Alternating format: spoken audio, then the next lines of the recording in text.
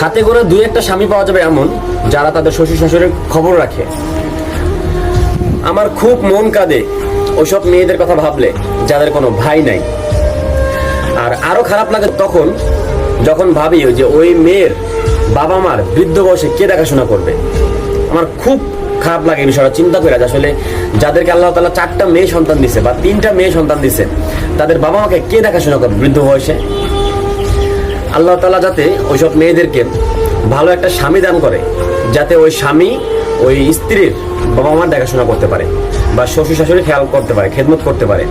কিন্তু কিছু স্বামী এমন আছে যারা নিজেরা খেয়াল করবে তো দূরের কথা, বউকেই বাবার বাড়িতে যাইতে দেয় না, আটকে রাখে, শাসন করে। আবার দেখা গেছে কিছু স্ত্রী আছে, কিছু মেয়ে আছে যারা তার বাবা মাকে গোপনে স্বামীর টাকা থেকে সাহায্য করতে চায়, আর স্বামী তাকে আবার বকাঝকা করে। আফসোস।